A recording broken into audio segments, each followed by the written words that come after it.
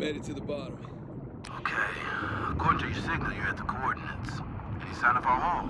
No, not yet anyway. You got any pings from up there? Afraid not. Earlier this year, Naughty Dog released The Last of Us Part 2, a game that many critics regarded as a masterful sequel that raised the bar on cinematic storytelling. In 2016, many critics said similar statements about Uncharted 4. I wanted to hop back in and find out if Uncharted 4 is as great now as it once was. What do you think about that, huh? As soon as I started up Uncharted 4 again, the first thing I noticed was just how amazing this game still looks. It's going to be fairly clear, just from the video, that this is still one of the best looking games on the PlayStation 4, from both an artistic and technical perspective. It's everything too, the lighting, textures, foliage, water, explosions from grenades. I could go on and on about how good everything looks. I couldn't tell you how many times I stopped to look around at environments. The character models look incredible as well. The facial expressions during cutscenes are almost lifelike. Performances from the cast are all outstanding. The way that gameplay transitions seamlessly in and out of cutscenes is still super impressive. There were a few times I noticed a couple of background textures pop in when the game transitioned from gameplay to cutscene, but other than that, the game could easily release in 2020 and still be considered absolutely stunning.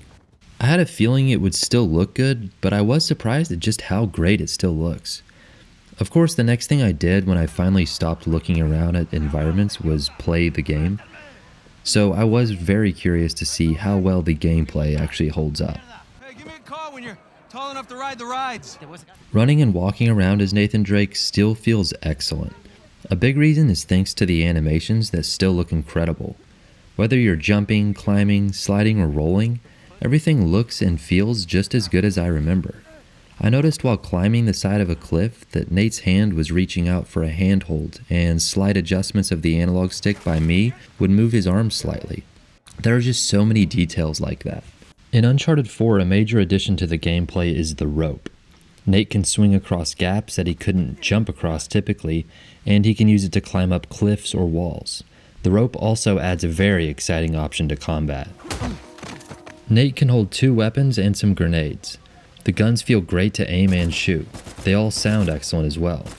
Nathan Drake might kill 100 or so nameless enemies in this game, but he doesn't have superpowers. Staying out in the open is a quick way to die. Even behind cover, enemies will suppress you. I found that the AI isn't quite on par with the AI in The Last of Us Part 2, but it was still great. Enemies use cover often, and I found them trying to flank me frequently. A sniper can pin you down really easily and can end you with just a shot. There's a really good variety of locations and situations where combat encounters take place. One area where I did have a couple of issues was with the cover system. While it worked great most of the time, there were a few times Nate would attach himself to some cover that I didn't want. It might take some getting used to again, but after playing The Last of Us Part 2, where you never attach yourself to cover, the cover system in Uncharted felt a little less natural and finicky. Hand-to-hand combat is simple, but the excellent animations make punching, kicking, or throwing a bad guy entertaining. It's really great when one of Nate's friends helps out for a takedown. Stealth was always something in Uncharted that was never really a priority. There really just wasn't a system for it in past games. In Uncharted 4 there is. It's simple, but it works well. There's a brief window where an enemy will notice you and be alerted to your presence. What is great is that you can break the line of sight, go and hide out, and they will lose track of you. Then you can surprise them from someplace else. Overall, the combat feels really good. Aiming the weapons felt right, and getting headshots is satisfying.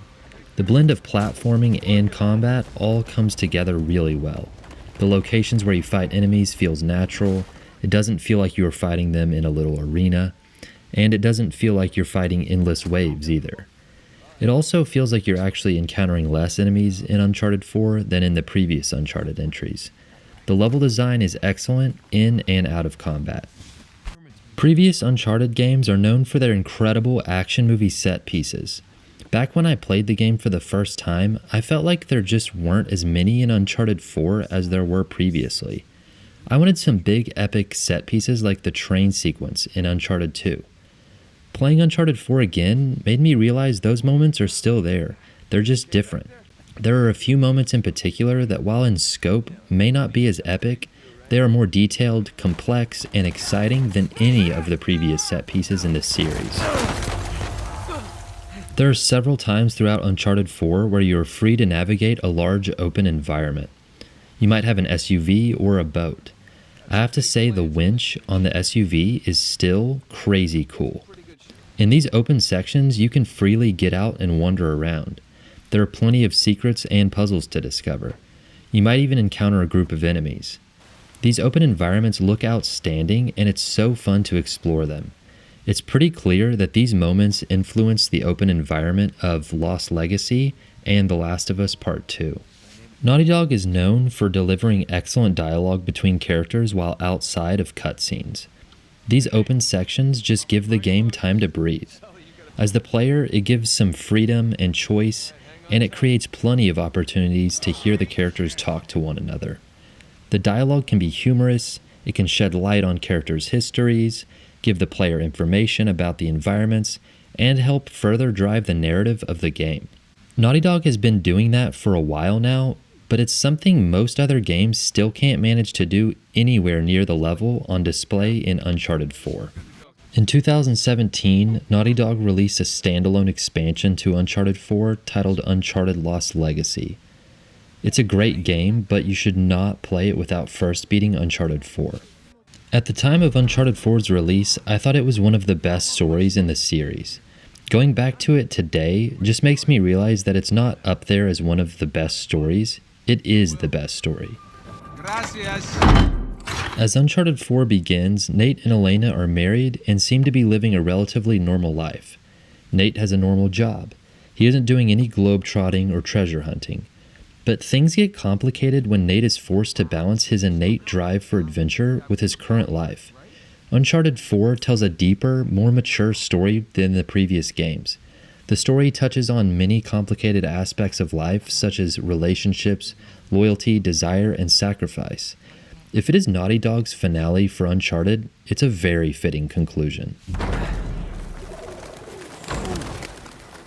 As I mentioned before, Uncharted 4 feels like it could have released this year.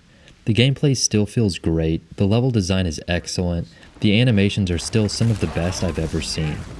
The interactions among characters are incredible, whether it's while you're playing the game or watching a cutscene. The game looks better than most games do even today. If you are remotely interested in narrative-driven games and you haven't played Uncharted 4, then you're missing out. Uncharted 4 is a masterpiece, and it's one of the best video games of its generation. I think we've actually taken a moment to step back and appreciate just how far we've come. Huh? Sic Parvis Magna. Sic Parvis Magna. Yeah.